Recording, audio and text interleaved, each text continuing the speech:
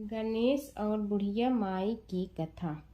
एक बुढ़िया थी, वह बहुत ही गरीब और दृष्टिहीन थी।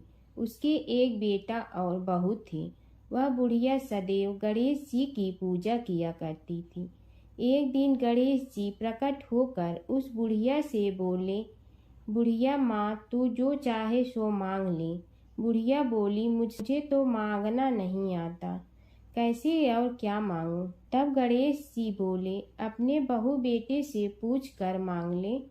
तब बुढ़िया ने अपने बेटे से कहा, गणेश जी कहते हैं तू कुछ मांग ले, बता मैं क्या मांगूं? पुत्र ने कहा, माँ तू धन मांग ले। बहू से पूछा तो बहू ने कहा, नाती मांग ले। तब बुढ़िया ने सोचा कि ये तो अपने अपने मतलब की बात कर रहे हैं। अतः उस बुढ़िया ने पड़ोसन से पूछा तो उन्होंने कहा, बुढ़िया तू तो थोड़े दिन जियोगी, क्यों तू धन मांगो और क्यों नाती मांगे? तू तो अपनी आँखों की रोशनी मांग ले, जिससे तेरी जिंदगी आराम से कट जाए। इस पर बुढ़िया बोली, यदि आप प्रसन्न है तो मुझे 9 करोड़ की माया दे, निरोगी काया दे, अमर सुहाग दे, आँखों की रोशनी दे, नाती दे, पोता दे और सब परिवार को सुख दे और अंत में मोक्ष दे। यह सुनकर तब गणेश जी बोले, बुढ़िया माँ, तुमने तो हमें ठग लिया। फिर भी जो तूने मांगा है वचन के अनुसार सब तुझे मिलेगा। और यह कहकर गणेश जी अंतर ध्यान हो गए। उधर बुढ़िया माँ ने जो कुछ मांगा वह सब कुछ मिल गया। हे गणेश जी महाराज, जैसे तुमने उस बुढ़िया माँ को सब कुछ दिया वैसे ही सबको देना। समय की बात है कि विष्णु भगवान का विवाह लक्ष्मी जी के साथ निश्चित हो गया। विवाह की तैयारी होने लगी। सभी देवताओं को निमंत्रण भेजे गए, परंतु गणेश जी को निमंत्रण नहीं दिया। कारण जो भी रहा हो, अब भगवान विष्णु की बारात जाने का समय आ गया। सभी देवता अपनी पत्नियों के साथ विवाह समारोह में आए। उन सब ने देखा कि गणेश जी कहीं दिखाई नहीं दे रहे हैं। तब वे आपस में चर्चा करने लगे कि क्या गणेश जी को कोई न्योता नहीं दिया है या स्वयं गणेश जी ही नहीं आए हैं। सभी को इस बात पर आश्चर्य होने लगा। तभी सब ने विचार किया कि विष्णु भगवान से ही इसका कारण पूछा जाए। विष्णु भगवान से पूछने पर उन्होंने कहा कि हमने गणेश जी के पिता भोलेनाथ महादेव को न्योता भेजा है। यदि गणेश जी अपने पिता के साथ आना चाहते हैं तो आ जाते, अलग से न्योता देने की कोई आवश्यकता भी नहीं थी। दूसरी बात यह है कि उनको 1.25 मन मूंग, 1.25 मन चावल, 1.25 मन घी और 1.25 मन लड्डू का भोजन दिन भर में चाहिए। यदि गणेश जी नहीं आएंगे तो कोई बात नहीं, दूसरे के घर जाकर इतना सारा खाना पीना अच्छा भी नहीं लगता। इतनी वार्ता कर ही रहे थे कि किसी एक ने सुझाव दिया, यदि गणेश जी आ भी जाए तो उनके द्वारपाल बनाकर बैठा देंगे कि आप घर की याद रखना। आप तो चूहे पर बैठकर धीरे धीरे चलोगे तो बारात से बहुत पीछे रह जाओगे। यह सुझाव भी सबको पसंद आ गया तो विष्णु भगवान ने भी अपनी सहमति दे दी। होना क्या था कि इतने में गणेश जी वहां आ पहुंचे और उन्हें समझा बुझा कर घर की रखवाली करने बैठा दिया गया। बारात चल रही थी, तब नारद जी ने देखा कि गणेश जी तो दरवाजे पर ही बैठे हुए हैं। तो वे गणेश जी के पास गए और रुकने का कारण पूछा। गणेश जी कहने लगे कि विष्णु भगवान ने मेरा बहुत अपमान किया है। नारद जी ने कहने लगे कि अपनी मूसक देना को आगे भेज दे तो वह रास्ता खोद देगी, जिससे उनके वाहन धरती में धंस जाएंगे। तब आपको सम्मान पूर्वक बुलाना पड़ेगा। अब तो गणेश जी ने अपनी मूसक सेना जल्दी से आगे भेज दी और सेना ने जमीन पोली कर दी। जब बारात वहां से निकली तो रथों के पहिए धरती में धंस गए। लाख कोशिश करे परंतु पहिए नहीं निकले। सभी ने अपने अपने उपाय किए परंतु पहिए तो नहीं निकले, बल्कि जगह जगह से टूट गए। किसी की समझ में नहीं आ रहा था कि अब क्या किया जाए। तब तो नारद जी ने कहा, आप लोगों ने गणेश जी का अपमान करके अच्छा नहीं किया। यदि उन्हें मना कर लाया जाए तो आपका कार्य सिद्ध हो सकता है और यह संकट टल सकता है। शंकर भगवान ने अपने दूत नंदी को भेजा और वे गणेश जी को लेकर आए। गणेश जी का आदर सम्मान के साथ पूजन किया। तब कहीं रथ के पहिए निकले। अब रथ के पहिए निकल के परंतु टूट गए तो उन्हें सुधारे गए। पास के खेत में खाती काम कर रहा था, उसे बुलाया गया। खाती अपना कार्य करने के पहले श्री गणेशाय नमः कहकर गणेश जी की वंदना मन ही मन करने लगा। देखते ही देखते खाती ने सभी पहियों को ठीक कर दिया। तब खाती कहने लगा कि हे देवताओं, आपने सर्वप्रथम गणेश जी को नहीं मनाया होगा और न ही उनकी पूजन की होगी, इसीलिए तो आपके साथ यह संकट आया है।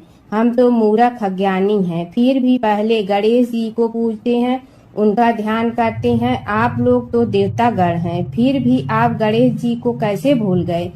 अब आप लोग भगवान श्री गणेश जी की जय बोल कर जाएं तो आपके सब काम बन जाएंगे और संकट कट जाएंगे।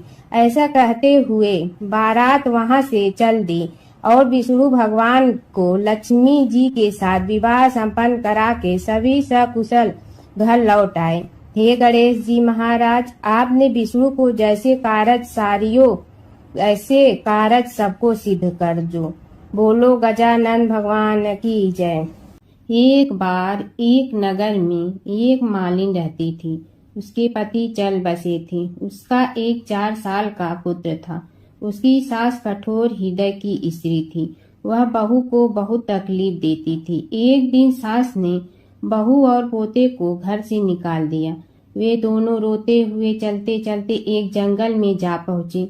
वहां एक बड़े पेड़ के नीचे बैठ गए। वहां से थोड़ी दूर पर एक गणेश जी का मंदिर था। वहां बहुत लोग गणेश जी के दर्शन करने आते थे। दर्शन करके गणेश जी को प्रसाद चढ़ाते थे। फिर वह प्रसाद सबको बांट देते थे। इस प्रसाद से माँ बेटे का गुजारा होने लगा। दोनों गणेश जी की पूजा पाठ में लग गए। एक दिन उन्होंने सोचा क्यों न हम भी जंगल से फूल ला कर बेचें। वे रोज जंगल से फूल लाकर उसकी माला बनाकर बेचने लगे। साथ में पूजा की सामग्री और प्रसाद भी बेचने लगे। इससे उनको आमदनी होने लगी। गणेश जी की कृपा से आमदनी बढ़ने लगी। जल्दी ही उन्होंने एक मकान और एक दुकान बना लिया। एक राजा की लड़की मंदिर में रोज पूजा करने आती थी।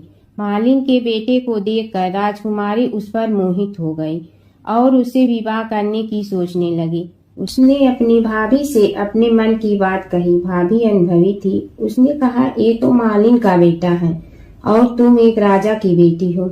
यदि तुमने उससे विवाह किया तो तुम्हारी बहुत बेइज्जती होगी। पर राजकुमारी अपनी बात पर अड़ी रही। उसने कहा, मैंने तो प्रतिज्ञा कर ली है कि उसी से विवाह करूंगी। भाभी ने घर जाकर सारी बात राजा को बता दी। राजा ने मना नहीं किया और विवाह के लिए तैयार हो गए। उन्होंने बड़े धूमधाम से बेटी का विवाह मालिन के बेटे के साथ कर दिया। मालिन ने सबसे पहले बेटे बहू को गणेश जी के मंदिर में ले जाकर पूजा पाठ करवाया और गणेश जी का आशीर्वाद दिलवाया। इसके बाद पूरे नगर में यह बात फैल गई कि गणेश जी की पूजा करने से सब दुख कष्ट दूर हो जाते हैं। इस बात पर सुनते ही नगर के सभी लोग मंदिर आने लगे। मालिन और उसके बेटे की बिक्री और बढ़ गई। उधर उसकी सास के बुरे दिन आ गए। अन्नदाता उससे रूठ गए और वह भूखों मरने लगी। एक दिन वह रोती धोती उसी गणेश जी के मंदिर में आ पहुंची। वहां वह मालिन के बेटे से बोली, मैं भूखी हूँ, मुझे रोटी कपड़ा दे दो, इसके बदले में तुम्हारा सारा काम कर दूंगी। लड़के को दया आ गई और उसे काम पर रख लिया। उसने अपनी दादी को नहीं पहचाना। जब मालिन घर आई तो उसने सास को पहचान लिया। वह सास से बोली, सासू जी आप यहाँ कैसे? सास ने पोते की तरफ इशारा करके कहा, मेरी इस सेठ के यहाँ नौकरी लग गई है। बहू बोली, यह आपका पोता है और यह घर भी आपका ही है, यह दुकान भी आपकी ही है। जब आपने हमें घर से निकाला तब गणेश जी ने हमारी रक्षा की। बहू की बात सुनकर सास बोली, मेरी करनी मैं भोगूंगी। बहू बोली, सासू जी अब आप हमारे यहाँ रहो और पोते का सुख देखो। हे गणेश जी महाराज, जैसा सुख आपने मालिन को दिया वैसा ही सुख सबको देना। गणेश जी की कथा। एक बार गणेश जी एक छोटे बालक के रूप में चिमटी में चावल और चमचे में दूध लेकर निकले। वो हर किसी से कह रहे थे कि कोई मेरी खीर बना दो, कोई मेरी खीर बना दो। एक बुढ़िया बैठी हुई थी, उसने कहा, ला मैं बना दूं। वह छोटा सा बर्तन चढ़ाने लगी। तब गणेश जी ने कहा कि दादी माँ, छोटी सी भगोनी मत चढ़ाओ, तुम्हारे घर में जो सबसे बड़ा बर्तन है वही चढ़ा दो। बुढ़िया ने वही चढ़ा दिया। वह देखती रह गई कि वह जो थोड़े से चावल उस बड़े बर्तन में डाली थी वह तो पूरा भर गया है। गणेश जी ने कहा, दादी माँ, मैं नहा कर आता हूँ। खीर तैयार हो गई हो तो बुढ़िया के पोते पोती खीर खाने के लिए रोने लगे।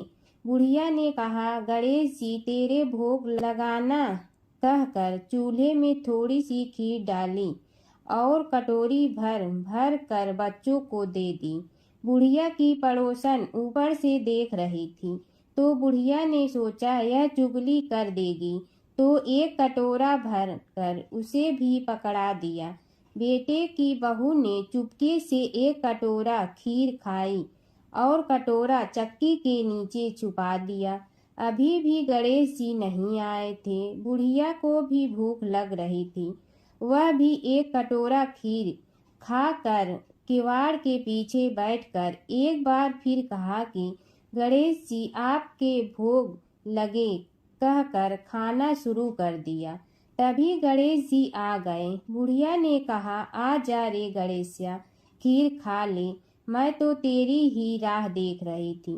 गणेश जी ने कहा, दादी माँ, मैंने तो खीर पहले ही खा ली। बुढ़िया ने कहा, कब खाई? गणेश जी ने कहा, जब तेरे पोते पोती ने खाई तब खाई थी, जब तेरी पड़ोसन ने खाई तब खाई थी, और जब तेरी बहू ने खाई तब भी खाई थी, और जब तूने खाई तो मेरा पेट पूरा ही भर गया। बुढ़िया ने कहा, बेटा, और सारी बात तो सोच, पर बहू बेचारी का तो नाम मत लो। वह तो सुबह से काम में लग रही है, उसने फिर खीर कब खाई? गणेश जी ने कहा, चाकी के नीचे देख, झूठा कटोरा पड़ा है, और तूने तो मेरे भोग तो लगाया, वह तो वैसे ही खा गई। बुढ़िया ने कहा, बेटा, घर की बात है, घर में ही रहने दो। अब बताओ, बची हुई खीर का क्या करूं? गणेश जी ने कहा, नगरी जी जिमा दो। बुढ़िया ने पूरी नगरी जिलवा दी, फिर भी बर्तन पूरा ही भरा था। राजा को पता लगा तो बुढ़िया को बुलाया और कहा, क्यों रे बुढ़िया, ऐसा बर्तन तेरे घर पर सोवे अच्छा लगे या हमारे घर पर सोवे? बुढ़िया ने कहा, राजा जी, आप ले लो। राजा जी ने खीर का बर्तन महल में मंगा लिया। लाते ही खीर में कीड़े मकोड़े बिच्छू हो गए और दुर्गंध आने लगी। यह देखकर राजा जी ने बुढ़िया से कहा, बुढ़िया, बर्तन वापस ले जा, तो मुझे मेरे गणेश जी ने दिया। बुढ़िया ने बर्तन वापस लिया, लेते ही सुगंधित की हो गई। घर आकर बुढ़िया ने गणेश जी से कहा, बची हुई खीर का क्या करें? गणेश जी ने कहा, झोपड़ी के कोने में खड्डा खोद कर गाड़ दो, उसी जगह सुबह उठकर वापस खोदेगी तो धन के 2-4 पैसे मिलेंगे। ऐसा कहकर गणेश जी अंतर ध्यान हो गए। जाते समय झोपड़ी के लात मारते हुए गए तो झोपड़ी के स्थान पर महल हो गया।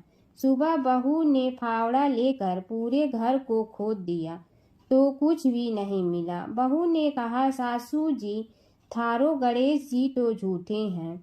सास ने कहा, बहू, मारो गणेश झूठो तो नहीं है, ला मैं देखूं। वह फावड़ा लेकर खोजने लगी तो टन टन करते 2 धन के घड़े निकले आए।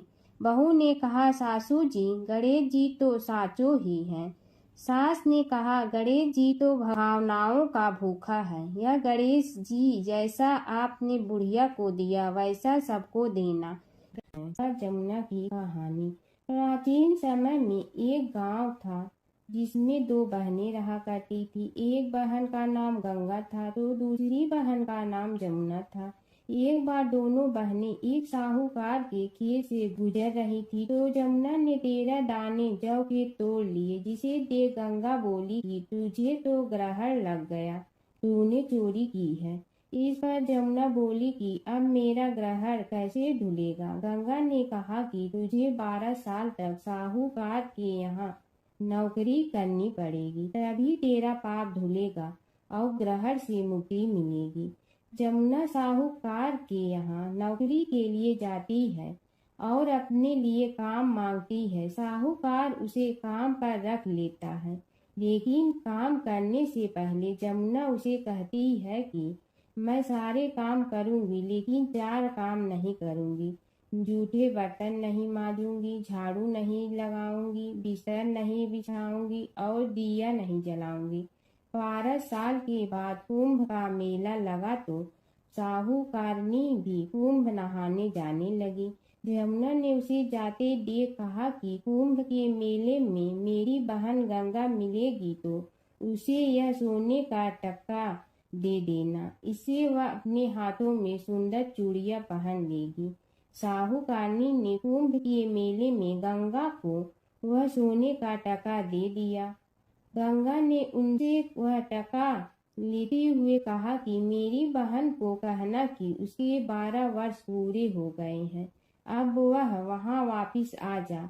साहूकार व साहूकारनी वापिस घर आए तब जमुना मटके में पानी भर रही थी। दोनों जमुना से बोले कि हमने सोने का वह टका तेरी बहन गंगा को दे दिया था और उसने कहा है कि तेरे 12 वर्ष पूरे हो गए हैं, इसलिए अब तुम वापिस जाओ। यह समाचार सुनते ही जमुना सहस्त्र धारा में बदल गई और बहने लगी।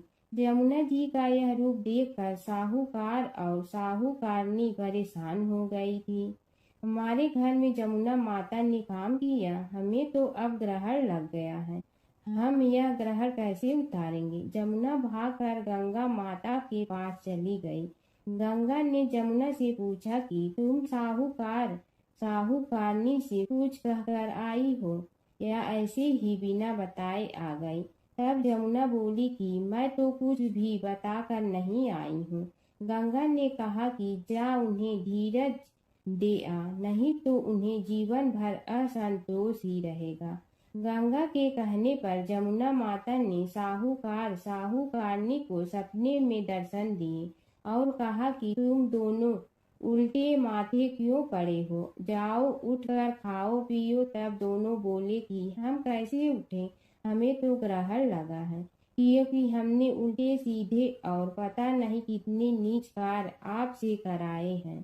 तब जमुना जी बोली कि तुम्हें ग्रहण नहीं लगा है, ग्रहण तो मुझे लगा था कि मैंने तुम्हारे खेत से 13 दाने जौ के चुराए थे। मैं तो अपना ग्रहण उतारने तुम्हारे घर आई थी। मेरा ग्रहण तुम्हारे घर में 12 वर्ष तक रहने से उतर गया है और मेरी मुक्ति हो गई है। जमुना जी ने कहा कि तुम्हें कोई ग्रहण नहीं लगा है, उल्टे मेरे 12 वर्ष तक यहाँ रहने से तुम्हारी भी मुक्ति हो गई है। यह कहकर जमुना जी स्वप्न से चली गई। दोनों उठकर देखते हैं कि उनके घर में पहले से भी अधिक धन हो गया है। हे जमुना माता, जैसे आपने साहूकार व साहूकारनी की मुक्ति कराई, वैसे ही आप अपने सभी भक्तों की करना। बसेरे की कहानी। किसी गांव में एक भाट व एक जाट रहता था। दोनों में घनिष्ठ मित्रता थी। एक बार जाट अपनी बहन के घर जाने को तैयार हुआ तो भाट अपनी ससुराल जाने को तैयार हुआ। दोनों साथ चल पड़े तो रास्ते में रुककर एक कुएं की मुंडेर पर बैठ गए। जाट ने भाट से कहा कि नगर बसेरा कर लेते हैं। इस पर भाट बोला कि तू ही नगर बसेरा कर ले, मैं तो अपनी ससुराल जा रहा हूँ, वहाँ खूब खातिर होगी। मेरी तू कर ले नगर बसेरा। जाट वहीं कुएं के पास बैठ पानी की घंटी और चावल का दाना लेकर नगर बसेरा करने लगा। नगर बसेरा करने के साथ जाट कहने लगा कि नगर बसेरा जो करे सो मल धोवे पाँव, ताता माड़ा तापसी देगी मेरी माँ। माँ देगी मावशी तेगी द्वारका का वास, मीठा मीठा घास वृंदावन का वास। 5 कुल्ठी छठी रास मेरी जीवड़ो श्री कृष्ण के पास। डालू पानी हो जाए घी झट से निकल जाए मेरा जी। यह सब कर कर के वह जाट बहन के पास चल पड़ा। जाट की बहन ने भाई के आने पर उसकी खातिर की खी बूरा के साथ भाई को जिमाया। दोनों ने बैठकर ढेर सारी बातें की।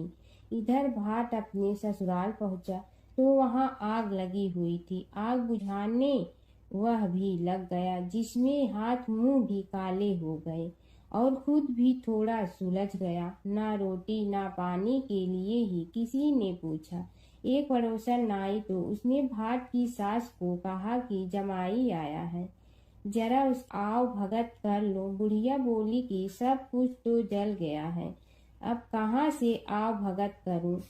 तब पड़ोसन ने ही भाट को एक रोटी के साथ छाछ दी। उसने वही खाकर गुजारा किया। शाम को दोनों फिर घर की ओर चल पड़े और रास्ते में मिल गए और एक दूसरे का हाल पूछा। भाट बोला कि मेरी ससुराल में तो आग लगी हुई थी, आग बुझाते मैं खुद काला हो गया हूँ, ना रोटी मिली ना पानी। जाट बोला कि मेरी तो बहुत खातिर हुई। फिर बोला कि मैंने कहा था ना कि नगर बसेरा कर ले, आ अब कर ले। लेकिन भाट ने फिर मना कर दिया। कहने लगा कि चाहे रोटी दे या न दे, तेरी तो माँ है, दही चूरमा का पेड़ा धरा पाएगा। भाट ने फिर नगर बसेरा नहीं किया, जाट ने कर लिया। नगर बसेरा जो करे सो मल धोवे पाँव, ताता माड़ा तापसी देगी मेरी माँ। माँ देगी मावशी देगी द्वारका का वास, मीठा मीठा घास वृंदावन का वास। 5 कुल्ठी छठी रास मेरा जीवड़ो श्री कृष्ण के पास। डालू पानी हो जाए घी झट से निकल जाए मेरा जी। करके वह चल पड़ा। घर पहुँचते ही जाट की मावशी ने बहुत लाड प्यार किया। उधर भाट घर गया तो उसकी भैंस खो गई थी। बाप एक लाठी रखे तो दूसरी उठाए और कहने लगा कि ससुराल गया तो आग लगा दी, अब यहाँ आया तो भैंस खो दी। बाप ने कहा कि पहले भैंस लेकर आ, तभी रोटी पानी मिलेगा। सारा दिन भाट भैंस ढूंढता रहा, लेकिन उसे भैंस नहीं मिली। जाट और भाट की मुलाकात फिर से बाजार में हो गई। जाट ने भाट के हाल चाल पूछे तो भाट बोला कि आते ही भैंस खो गई, बस उसी दिन से भैंस ढूंढ रहा हूँ। रोटियां का तो पूछो ही मत। जाट ने कहा कि मैंने तो पहले ही कहा था कि नगर बसेरा कर ले। जाट की बात सुनकर भाट बोला कि तेरे नगर बसेरे में इतनी ताकत है तो चल अब कर लेते हैं। दोनों ने बैठकर नगर बसेरा किया। नगर बसेरा जो करे सो मल धोवे पाँव, ताता माड़ा तापसी देगी मेरी माँ। माँ देगी मावशी देगी द्वारका का वास, मीठा मीठा घास वृंदावन का वास। 5 कुल्ठी छठी रास मेरा जीवड़ो श्री कृष्ण के पास। डालू पानी हो जाए घी झट से निकल जाए मेरा जी। दोनों के नगर बसेरा करने पर भाट जैसे ही आगे बढ़ा तो उसकी खोई भैंस मिल गई, जिसे लेकर घर पहुंचा। घर पहुंचते ही माँ ने कहा कि लड़के को आते ही घर से निकाल दिया, सारे दिन से ये भूखा प्यासा भटक रहा है। यह कहकर उसकी माँ ने उसको खूब खिलाया पिलाया।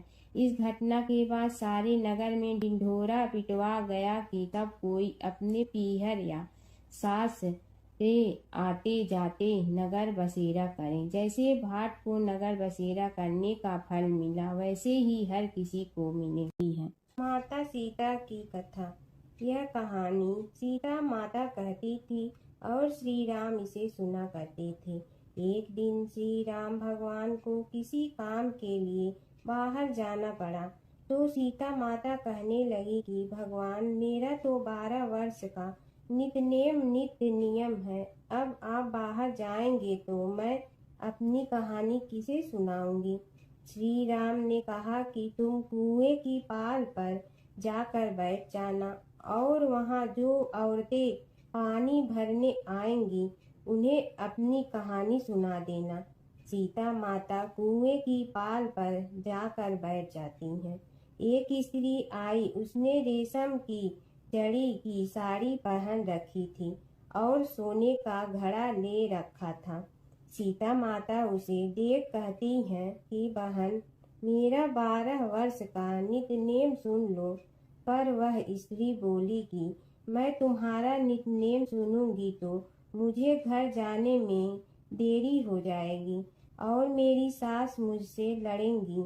उसने कहानी नहीं सुनी और चली गई। उसकी रेशम जड़ी की साड़ी फट गई, सोने का घड़ा मिट्टी के घड़े में बदल गया। सास ने देखा तो पूछा कि ये किसका दोष अपने सिर लेकर आ गई है। बहू ने कहा कि कुएं पर एक औरत बैठी थी, उसने कहानी सुनने के लिए कहा, लेकिन मैंने सुनी नहीं, जिसका यह फल मिला है। बहू की बात सुनकर अगले दिन वही साड़ी और घड़ा लेकर सास कुएं की पाल पर गई। सास को वहीं माता सीता बैठी मिली, तो माता सीता ने कहा कि बहन, मेरी कहानी सुन लीजिए। सास बोली कि एक बार छोड़, मैं तो 4 बार कहानी सुन लूंगी। राम आए, लक्ष्मण आए, देश के पुजारी आए, नित नेम का नेम लाए, आओ राम बैठो राम। तपी रसोई जियो राम, माखन मिश्री खाओ राम। दूध बतासा पियो राम, सूत के पलका मोठो राम। साल दुसाला पोठो राम, साल दुसाला ओढ़ो राम। जब बोलो जब राम ही राम, राम संवारे सबके काम। खाली घर भंडार भरेंगे, सबका बेड़ा पार करेंगे। श्री राम जय राम जय जय राम। सास बोली कि बहन, कहानी तो बहुत अच्छी लगी। कहानी सुनकर सास घर चली गई और उसकी साड़ी फिर से रेशम जड़ी की बन गई। मिट्टी का घड़ा फिर सोने के घड़े में बदल गया। बहू कहने लगी, सासू माँ, आपने ये सब कैसे किया। सास ने कहा कि बहू, तू दोष लगा के आई थी और मैं अब दोष उतार कर आ रही हूँ। बहू ने फिर पूछा कि वह कुएं वाली स्त्री कौन है। सास बोली कि वे सीता माता थीं। वे पुराने से नया कर देती हैं, खाली घर में भंडार भर देती हैं। वह लक्ष्मी जी का वास घर में कर देती हैं। आदमी की जो भी इच्छा हो उसे पूरा कर देती हैं। बहू बोली कि ऐसी कहानी मुझे भी सुना दो। सास बोली कि ठीक है, तुम भी सुनो। और सास ने कहानी शुरू की।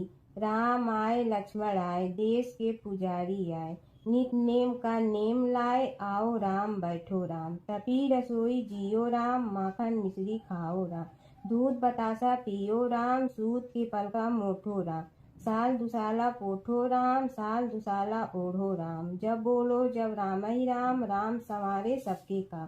खाली घर भंडार भरेंगे, सबका बेड़ा पार करें। श्री राम जय जय राम। कहानी सुनकर बहू बोली कि कहानी तो बहुत अच्छी है। सास ने कहा कि ठीक है, इस कहानी को रोज कहा करेंगे।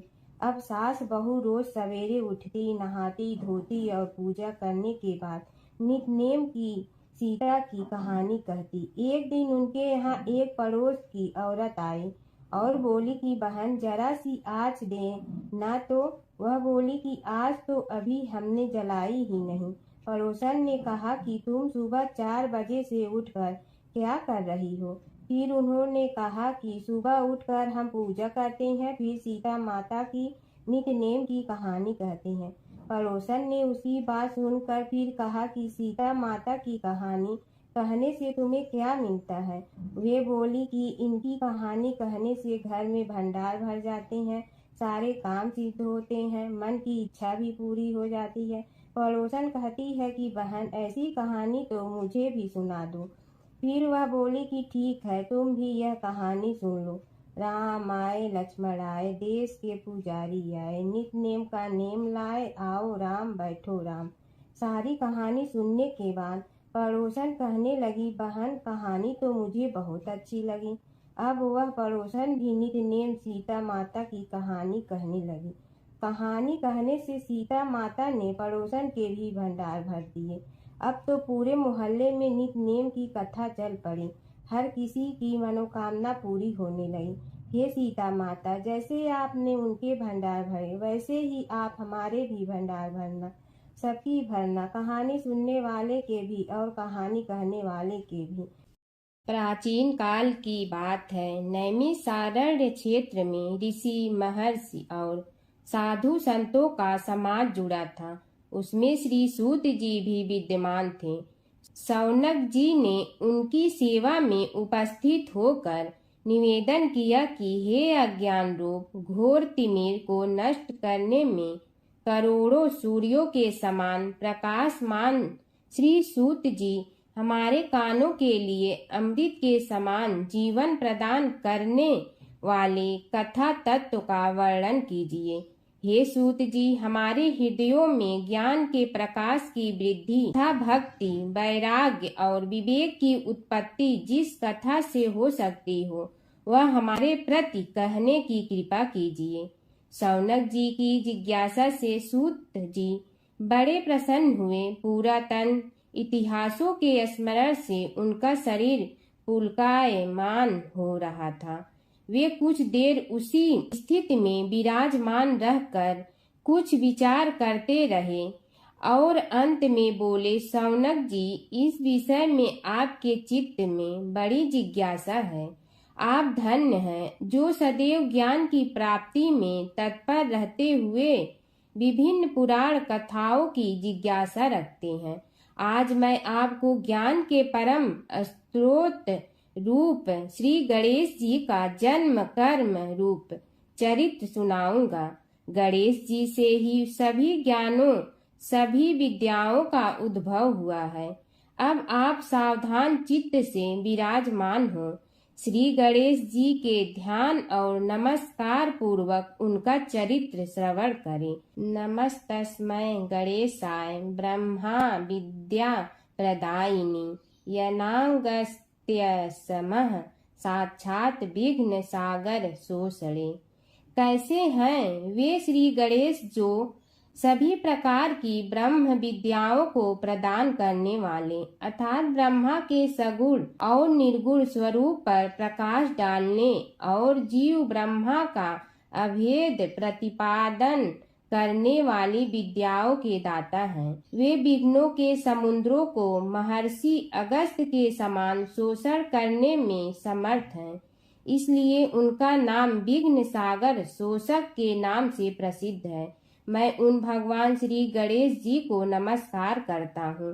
प्रथम पूजा के अधिकारी श्री गणेश जी। यह कहकर सूत जी कुछ समय के लिए मौन हो गए और फिर बोले, शौनक जी, भगवान गणेश जी ही सर्वप्रथम पूजा प्राप्ति के अधिकारी हैं। किसी भी देवता की पूजा करो, पहले उनकी पूजा करो। शौनक जी ने निवेदन किया, हे भगवान, हे सूत, सर्वप्रथम यह बताने की कृपा कीजिए कि गणेश जी को प्रथम पूजा का अधिकार किस प्रकार प्राप्त हुआ। इस विषय में मेरी बुद्धि मोह को प्राप्त हो रही है कि सृष्टि रचयिता ब्रह्मा जी, पालन करता भगवान नारायण और संहार करता शिव जी में से किसी को प्रथम पूजा का अधिकारी क्यों नहीं माना गया। यह त्रिदेव ही तो सबसे बड़ा देवता माने जाते हैं। सूत जी ने कहा, शौनक जी, यह भी एक रहस्य ही है। देखो, अधिकार मांगने से नहीं मिलता, इसके लिए योग्यता होनी चाहिए। संसार में अनेकों देवी देवताएं पूजे जाते हैं। पहले जो जिसका इष्ट देव होता है वह उसी की पूजा किया करता है। इससे बड़े देवताओं के महत्व में कमी आने की आशंका उत्पन्न हो गई। इस कारण देवताओं में परस्पर विवाद होने लगा। वे उसका निर्णय प्राप्त करने के लिए शिव जी के पास पहुँचे और प्रणाम करके पूछने लगे, प्रभु, हम सब में प्रथम पूजा का अधिकारी कौन है? शिव जी सोचने लगे कि किसे प्रथम पूजा का अधिकारी माने। तभी उन्हें एक युक्ति सूझी। बोले, देवगण, इसका निपटारा बातों से नहीं तथ्यों से होगा। इसके लिए एक प्रतियोगिता रखनी होगी, शिव की परिक्रमा करने की प्रतियोगिता। देवगण उनका मुख देखने लगे, शंकित हृदय से सोचने लगे कि कैसी प्रतियोगिता रहेगी। यह शिव जी ने उनके मन के भाव ताड़ लिए, इसलिए सांत्वना भरे शब्दों में बोले, घबराओ मत, कोई कठिन परीक्षा नहीं ली जाएगी। बस इतना ही कि सभी अपने अपने वाहनों पर चढ़कर संसार की परिक्रमा करो और फिर यहाँ लौट आओ। जो पहले लौटेगा वही सर्वप्रथम पूजा का अधिकारी होगा। अब क्या देर थी, सभी अपने अपने वाहन पर चढ़कर दौड़ पड़े।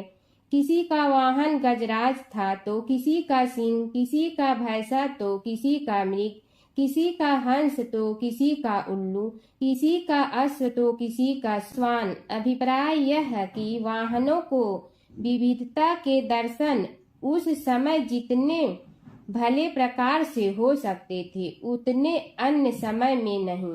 सबसे गया बीता वाहन गणेश जी का था मूषक, उससे चूहा भी कहते हैं। ऐसे वाहन के बल भरोसे इस प्रतियोगिता में सफल होना तो क्या, सम्मिलित होना भी हास्यास्पद है। गणेश जी ने सोचा, छोड़ो, क्या होगा प्रतियोगिता में भाग लेने से, हम तो यहाँ बैठे रह कर ही तमाशा देखेंगे। वे बहुत देर तक विचार करते रहे। अंत में उन्हें एक युक्ति सूझी। शिव जी स्वयं ही जगदाता हैं, यह संसार उन्हीं का प्रतिबिंब है, तब क्यों न इन्हीं की परिक्रमा कर ली जाए। इनकी परिक्रमा करने से ही संसार की परिक्रमा हो जाएगी। ऐसा निश्चय कर उन्होंने मूषक पर चढ़कर शिव जी की परिक्रमा की और उनके समक्ष जा पहुँचे।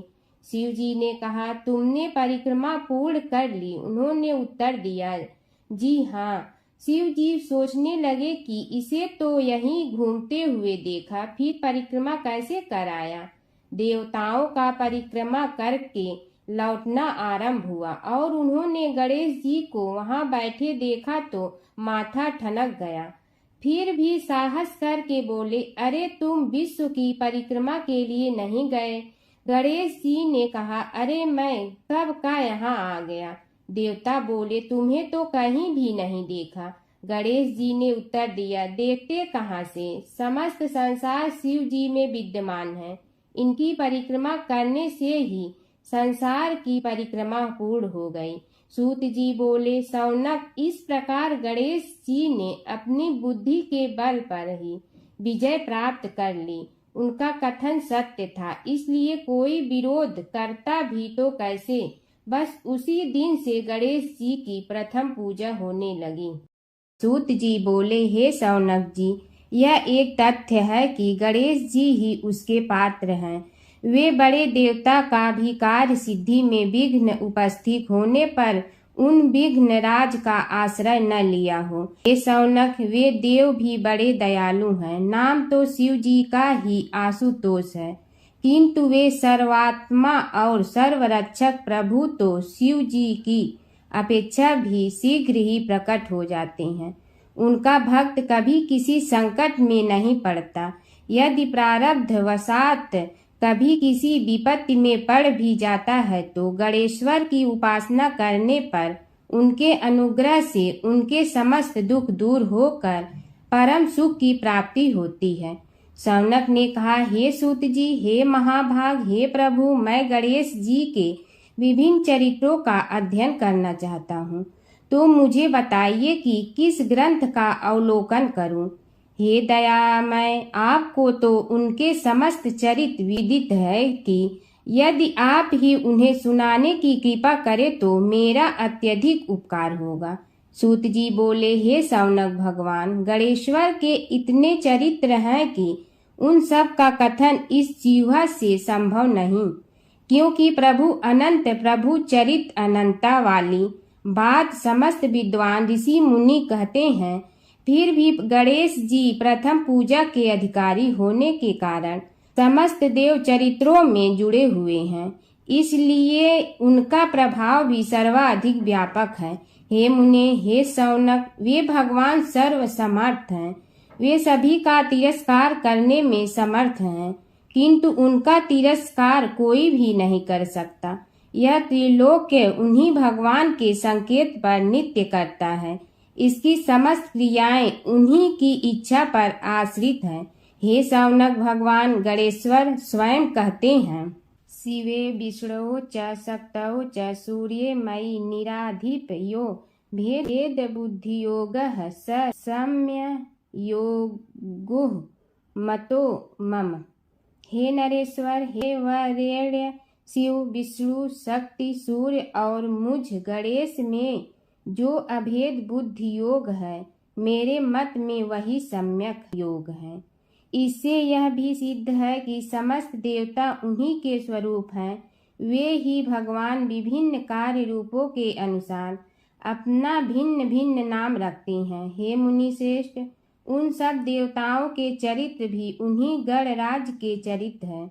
यद्यपि सब चरित्र एक ही ग्रंथ में मिलने में संभव नहीं है, फिर भी गणेश्वर के अनेकों प्रमुख चरित्रों का वर्णन गणेश पुराण में हुआ है। राजा सोमकांत का वृत्तांत कथन।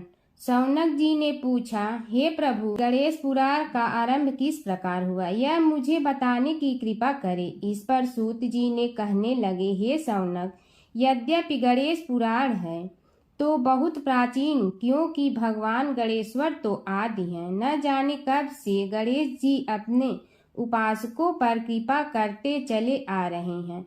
उनके अनंत चरित्र हैं, जिनका संग्रह एक महापुराण का रूप ले सकता है। उसे एक बार भगवान नारायण ने नारद जी को और भगवान ने शंकर और जगन जननी पार्वती जी को सुनाया था। बाद में वही पुराण संक्षेप रूप में ब्रह्मा जी ने महर्षि वेद व्यास को सुनाया और फिर व्यास जी ने महर्षि भृगु को सुनाया। भृगु ने कृपा करके सौराष्ट्र के एक राजा सोमकांत को सुनाया था। तब से वह पुराण अनेक कथाओं में विस्तृत होता रहा और अनेक कथाओं से रहित होता हुआ अनेक रूप में प्रचलित है। शौनक जी ने पूछा, भगवान, आप यह बताने का कष्ट करें कि राजा सोमकांत कौन था। उसने महर्षि से गणेश पुराण का श्रवण कहाँ किया था, उस पुराण के श्रवण से उसे क्या क्या उपलब्धियां हुई। हे नाथ, मुझे श्री गणेश्वर की कथा के प्रति उत्कंठा बढ़ती ही जा रही है। सूत जी बोले, हे शौनक, सौराष्ट्र के देवनगर नाम की एक प्रसिद्ध राजधानी थी। वहाँ का राजा सोमकांत था। वह अपनी प्रजा का पुत्र के समान पालन करता था। वह वेद ज्ञान संपन्न, शस्त्र विद्या में पारंगत एवं प्रबल प्रतापी राजा, समस्त राजाओं में मान्य तथा अत्यंत वैभवशाली था। उसका ऐश्वर्य कुबेर के भी ऐश्वर्य को लज्जित करता था। उसने अपने पराक्रम से अनेकों देश जीत लिए थे। उसकी पत्नी अत्यंत रूपवती, गुणवती, धर्माज्ञा एवं पतिव्रत धर्म का पालन करने वाली थी। वह सदैव अपने प्राणनाथ की सेवा में लगी रहती थी। उसका नाम सुधर्मा था। जैसे वह प्रतिव्रता थी, वैसे ही राजा भी एक पत्नी व्रता का पालन करने लगा। उसके हेमकांत नामक एक सुंदर पुत्र था। वह भी सभी विद्याओं का ज्ञाता और अस्त्र शस्त्रादि के अभ्यास में निपुण हो गया था। यह सभी श्रेष्ठ लक्षणों से संपन्न, सद्गुणी एवं प्रजा जनों के हितों का अत्यंत पोषक था। इस प्रकार राजा सोमकांत स्त्री, पुत्र, पशु, वाहन, राज्य एवं प्रतिष्ठा आदि से सब प्रकार सुखी था। उसे दुख तो था ही नहीं। सभी राजागण उसका हार्दिक सम्मान करते थे तथा उसकी श्रेष्ठ कीर्ति भी संसार व्यापी थी। परंतु युवा अवस्था के अंत में सोमकांत को घृणित, कोष्ठ, रोग हो गया। उसके अनेक उपचार किए गए किंतु कोई लाभ नहीं हुआ। रोग शीघ्रता से बढ़ने लगा और उसके कीड़े पड़ गए। जब रोग की अधिक वृद्धि होने लगी और उसका कोई उपाय न हो सका तो राजा ने मंत्रियों को बुलाकर कहा, सुब्रतो, जाने किस कारण यह रोग मुझे पीड़ित कर रहा है। अवश्य ही यह किसी पूर्व जन्म के पाप का फल होगा। इसलिए मैं अब अपना समस्त राजपाट छोड़कर वन में रहूंगा। मेरे पुत्र हेमकांत को मेरे समान मानकर राज्य शासन का धर्म पूर्वक संचालन कराते रहें।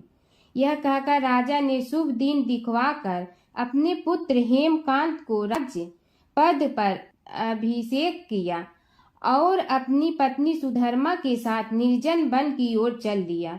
प्रजापालक राजा के वियोग में समस्त प्रजा जन अश्रु बहाते हुए उनके साथ चले गए। राज्य की सीमा पर पहुंचकर राजा ने अपने पुत्र अमात्यगण और प्रजा जनों को समझाया, आप सब लोग धर्म के जानने वाले, श्रेष्ठ आचरण में तत्पर एवं सहृदय हैं। यह संसार तो वैसे भी परिवर्तनशील है। जो आज है वह कल नहीं था और आने वाले कल में भी नहीं रहेगा। इसलिए मेरे जाने से दुख का कोई कारण नहीं है। मेरे स्थान पर मेरा पुत्र सभी कार्यों को करेगा। इसलिए आप सब उसके अनुशासन में रहते हुए उसे सदैव सम्मान करते रहें।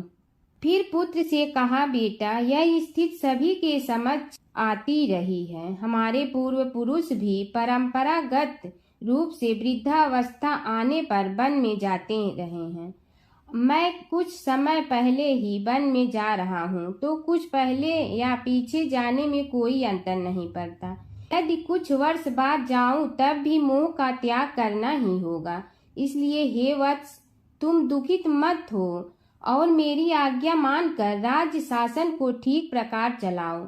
ध्यान रखना, क्षत्रिय धर्म का कभी त्याग न करना और प्रजा को सदा सुखी रखना। इस प्रकार राजा सोमकांत ने सभी को समझा बुझाकर वहां से वापस लौट आया और स्वयं अपनी पतिव्रता भार्या के साथ वन में प्रवेश किया। पुत्र हेमकांत के आग्रह से उसने सुबल और ज्ञान गम्य नामक 2 आत्माओं को भी साथ ले लिया। उन सब ने एक समतल एवं सुंदर स्थान देखकर वहां विश्राम किया। तभी उन्हें एक मुनि कुमार दिखाई दिया। राजा ने उससे पूछा, तुम कौन हो, कहाँ रहते हो? यदि उचित समझो तो मुझे बताओ। मुनि बालक ने कोमल बाड़ी में कहा, मैं महर्षि भृगु का पुत्र हूँ। मेरा नाम च्यवन है। हमारा आश्रम निकट में ही है। अब आप भी अपना परिचय दीजिए। राजा ने कहा, मुनि कुमार, आपका परिचय पाकर मुझे बड़ी प्रसन्नता हुई। मैं सौराष्ट्र के देवनगर नामक राज्य का अधिपति रहा हूँ। अब अपने पुत्र को राज्य देकर मैंने अरण्य की शरण ली है। मुझे कुष्ठ रोग अत्यंत पीड़ित किए हुए हैं। उसकी निवृत्ति का कोई उपाय करने वाला हो तो कृपा कर मुझे बताइए। मुनि कुमार ने कहा, मैं अपने पिताजी से अपना वृतांत कहता हूँ, फिर वे जैसा कहेंगे आपको बताऊंगा। यह कहकर मुनि बालक चला गया और कुछ देर में ही आकर बोला, राजन, मैंने आपका वृतांत अपने पिताजी को बताया। उनकी आज्ञा हुई है कि आप सब मेरे साथ आश्रम में चलकर उनसे भेंट करें, तभी आपके रोग के विषय में भी विचार किया जाएगा। राजा सोमकांत के पूर्व जन्म का वृत्तांत भृगु द्वारा वर्णन। राजा अपनी पत्नी और अमात्यों के सहित च्यवन के साथ साथ भृगु आश्रम में जा पहुंचा और उन्हें प्रणाम कर बोला, हे भगवान, हे महर्षि, मैं आपकी शरण हूँ। आप मुझ कुष्ठी पर कृपा कीजिए। महर्षि बोले, राजन, यह तुम्हारे किसी पूर्व जन्म कृत पाप का ही उदय हो गया है। इसका उपाय मैं विचार करके बताऊंगा। आज तो तुम सब स्नान आज से निवृत्त होकर रात्रि विश्राम करो। महर्षि की आज्ञा अनुसार सबने स्नान, भोजन आदि के उपरांत रात्रि व्यतीत की और प्रातः काल स्नान आदि नित्य कर्मों से निवृत्त होकर महर्षि की सेवा में उपस्थित हुए। महर्षि ने कहा, राजन, मैंने तुम्हारे पूर्व जन्म का वृत्तांत जान लिया हूँ और यह भी विदित कर लिया है कि किस पाप के फल से तुम्हें इस रोग की प्राप्ति हुई है। यदि तुम चाहो तो उसे सुना दूं। राजा ने हाथ जोड़कर निवेदन किया, बड़ी कृपा होगी मुनिनाथ, मैं उसे सुनने के लिए उत्कंठित हूँ। महर्षि ने कहा, तुम पूर्व जन्म में एक धनवान वैश्य के लाडले पुत्र थे। वह वैश्य विंध्याचल के निकट कौलहार नामक ग्राम में निवास करता था। उसकी पत्नी का नाम सुलोचना था। तुम उसी वैश्य दंपत के पुत्र हुए। तुम्हारा नाम कामद था। तुम्हारा लालन पालन बड़े लाड चाव से हुआ। उन्होंने तुम्हारा विवाह एक अत्यंत सुंदरी वैश्य कन्या से कर दिया था, जिसका नाम कुटुम्बिनी था। यद्यप तुम्हारी भार्या सुशीला थी और तुम्हें सदैव धर्म में निरत देखना चाहती थी, किंतु तुम्हारा स्वभाव वासनांध होने के कारण दिन प्रतिदिन उज्जवल होता जा रहा था। किंतु माता पिता भी धार्मिक थे, इसलिए उनके सामने तुम्हारी उज्ज्वलता दबी रही। परंतु माता पिता की मृत्यु के बाद तुम निरंकुश हो गए और अपनी पत्नी की बात भी नहीं मानते थे। तुम्हें अनाचार में प्रवृत्त देखकर उसे दुख होता था, तो भी उसका कुछ बस न चलता था। तुम्हारी उन्मत्तता चरम सीमा पर थी। अपनों से भी द्वेष और क्रूरता का व्यवहार किया करते थे। हत्या आदि कराते थे। तुम्हारे लिए सामान्य बात हो गई। पीड़ित व्यक्तियों ने तुम्हारे विरुद्ध राजा से पुकार की। अभियोग चला और तुम्हें राज्य की सीमा से भी बाहर चले जाने का आदेश हुआ। तब तुम घर छोड़कर किसी निर्जन वन में रहने लगे। उस समय तुम्हारा कार्य लोगों को लूटना और हत्या करना ही रह गया। एक दिन माध्याह्न काल था। गुणवर्धक नामक एक विद्वान ब्राह्मण उधर से निकला। बेचारा अपनी पत्नी को लिवाने के लिए ससुराल जा रहा था। तुमने उस ब्राह्मण युवक को पकड़कर लूट लिया। प्रतिरोध करने पर उसे मारने लगे तो वह चित्कार करने लगा, मुझे मत मार, मत मार, देख मेरा दूसरा विवाह हुआ है। मैं पत्नी को लेने के लिए जा रहा हूँ। किंतु तुम तो क्रोध बस में ऐसे लीन हो रहे थे कि तुमने उसकी बात सुनकर भी नहीं सुनी। जब उसे मारने लगे तो उसने श्राप दे दिया, अरे हत्यारे, मेरी हत्या के पाप से तो सहस्त्र कल्प तक घोर नरक भोगोगे। तुमने उसकी कोई चिंता न की और सिर काट लिया। राजन, तुमने ऐसी ऐसी एक नहीं बल्कि अनेक निरीह हत्याएं की थी, जिनकी गणना करना भी पाप है।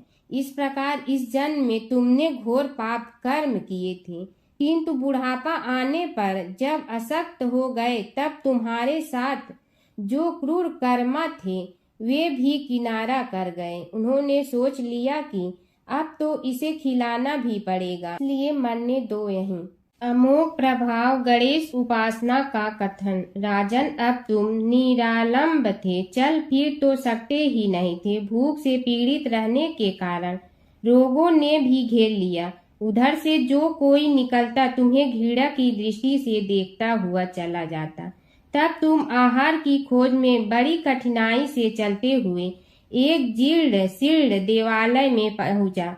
उसमें भगवान गणेश्वर की प्रतिमा विद्यमान थी। तब न जाने किस पुण्य के उदय होने से तुम्हारे मन में गणेश जी के प्रति भक्ति भाव जागृत हुआ। तुम निराहार रहकर उनकी उपासना करने लगे। उससे तुम्हें सब कुछ मिला और रोग भी कम हुआ। राजन, तुमने अपने साथियों की दृष्टि बचाकर बहुत सा धन एक स्थान पर गाड़ दिया था।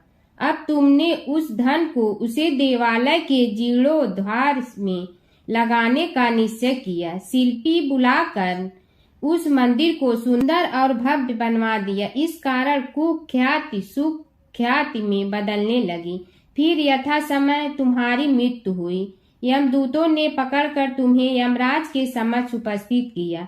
यमराज तुमसे बोले, जीव, तुमने पाप और पुण्य दोनों ही किए हैं और दोनों का ही भोग तुम्हें भोगना है, किंतु पहले पाप का फल भोगना चाहते हो पुण्य का। इसके उत्तर में तुमने प्रथम अपने पुण्य कर्मों के भोग की इच्छा प्रकट की और इसीलिए उन्होंने तुम्हें राजकुल में जन्म लेने के लिए भेज दिया।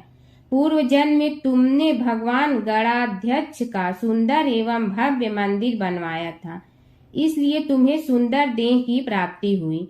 यह कहकर महर्षि भृगु कुछ रुके। उन्होंने देखा कि राजा को इस वृतांत पर शंका हो रही है। तभी महर्षि के शरीर में असंख्य विकराल पक्षी उत्पन्न होकर राजा की ओर झपटे।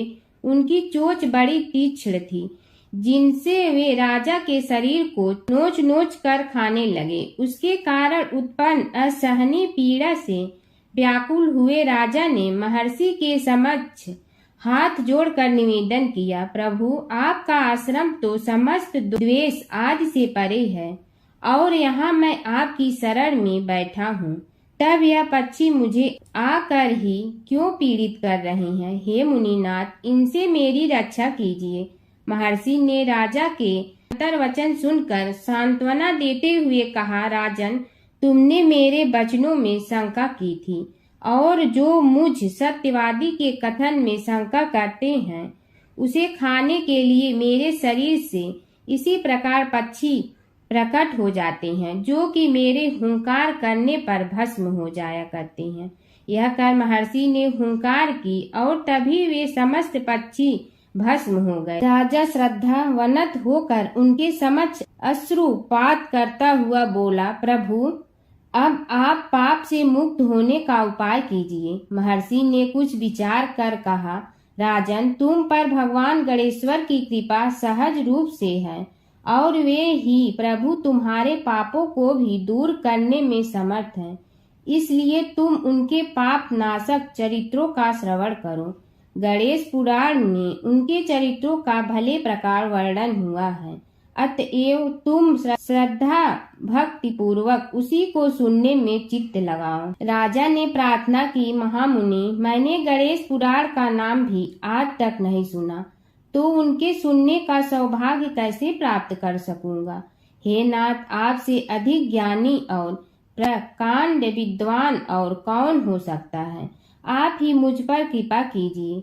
महर्षि ने राजा की दीनता देखकर उसके शरीर पर अपने कमंडल का मंत्रपूत जल छिड़का। तभी राजा को एक छींक आई और नासिका से एक अत्यंत छोटा काले वर्ण का पुरुष बाहर निकल आया।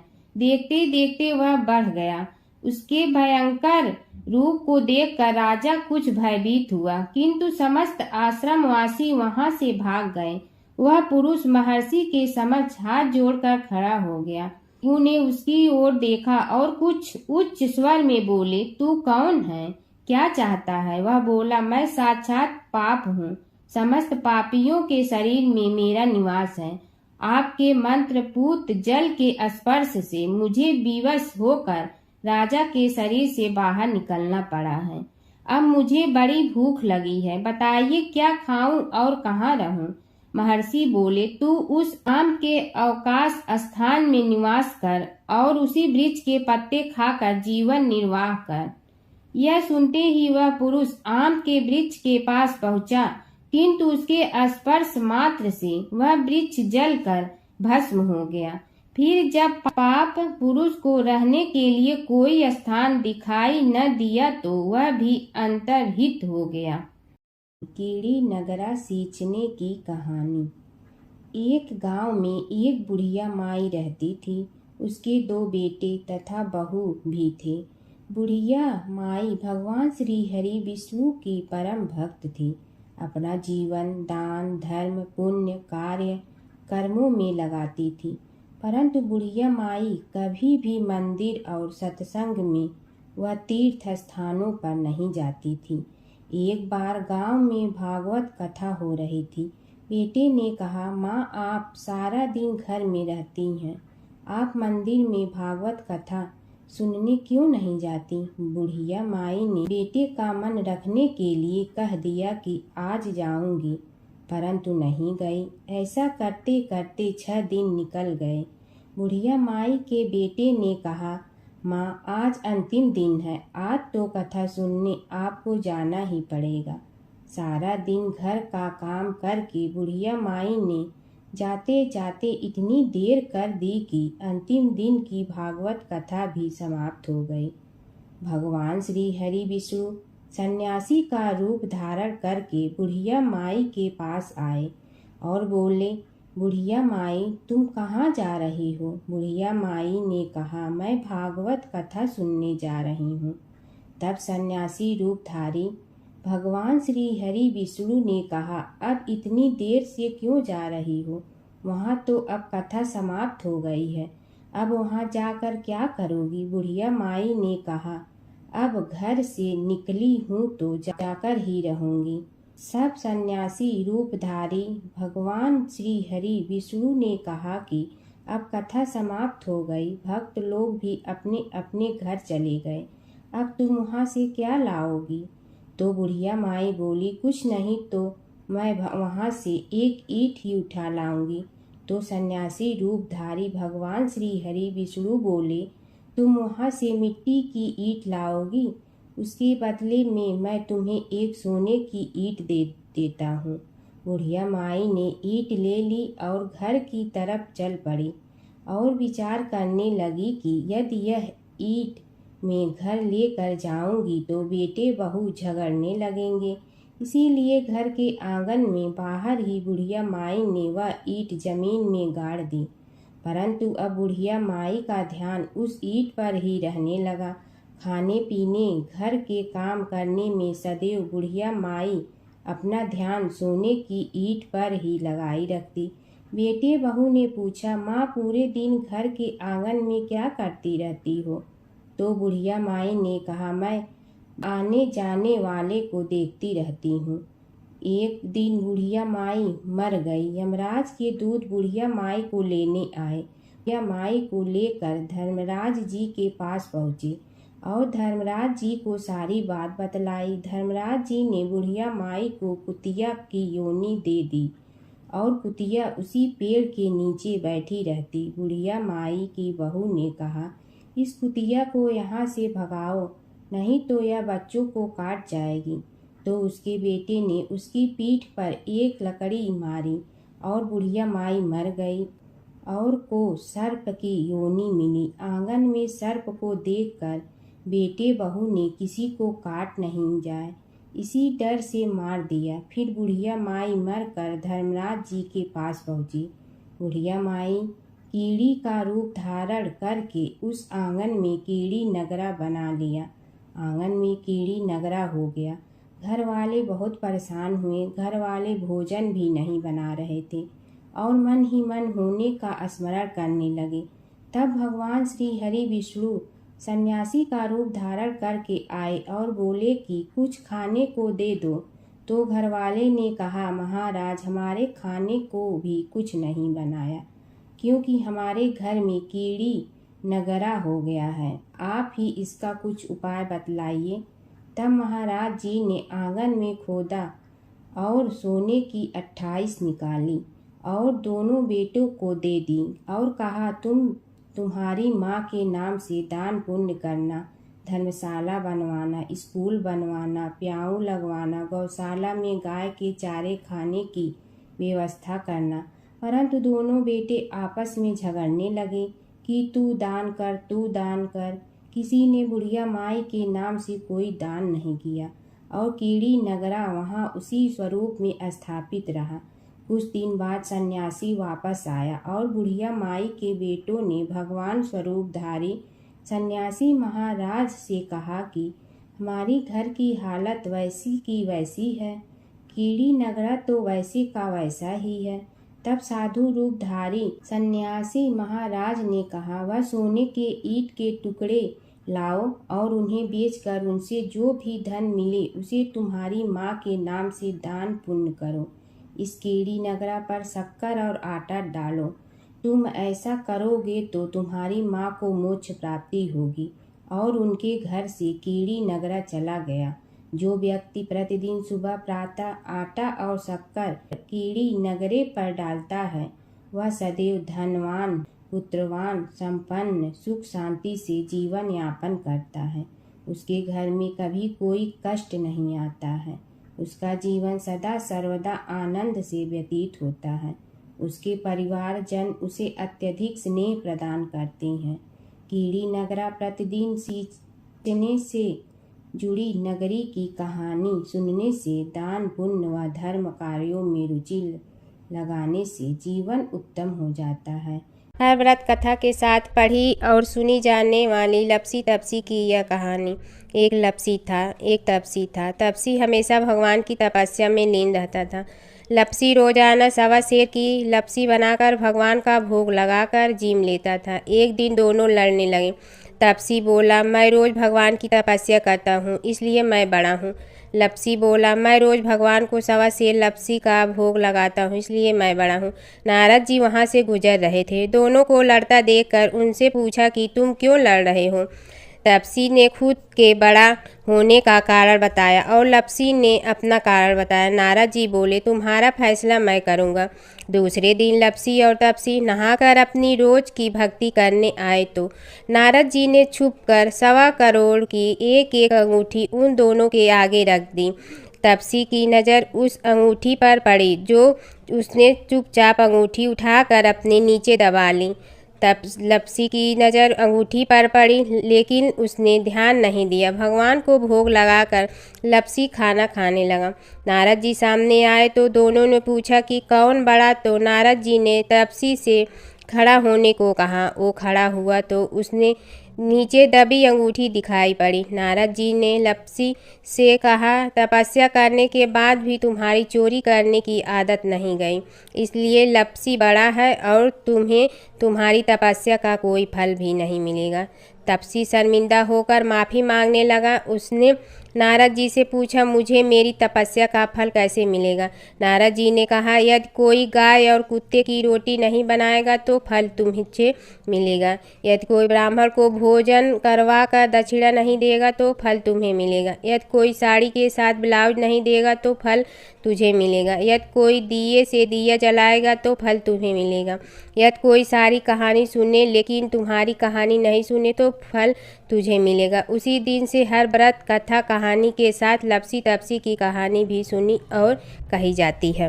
ओम जय जगदीश हरे, स्वामी जय जगदीश हरे। भक्त जनों के संकट क्षण में दूर करे। ओम जय जगदीश हरे। जो ध्यावे फल पावे, दुख बिन दे मन का। सुख संपत्ति घर आवे, कष्ट मिटे तन का।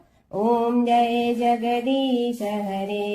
मात पिता तुम मेरे, शरण कहूँ किसकी। तुम विनय और न दूजा, आस करूँ जिसकी। ओम जय जगदीश हरे। तुम पूर्ण परमात्मा, तुम अंतर्यामी। पार ब्रह्म परमेश्वर, तुम सबके स्वामी। ओम जय जगदीश हरे। तुम बिंदा के सागर, तुम पालन करता। मैं मूर्ख कल काम, कृपा करो भरता। ओम जय जगदीश हरे। तुम हो ये कय गोचर, सबके प्राणपति। किस विधि मिलूं दया में, तुमको मैं कुमति। ओम जय जगदीश हरे। दीन बंधु दुख हरता, तुम रक्षक मेरे। अपने हाथ उठाओ, द्वार पड़ा तेरे। ओम जय जगदीश हरे। विषय विकार मिटा, पाप हरो देवा। श्रद्धा भक्ति बढ़ाओ, संतन की सेवा। ओम जय जगदीश हरे। तन मन धन सब तेरा, स्वामी सब कुछ है तेरा। तेरा तुझको अर्पण क्या लागे मेरा।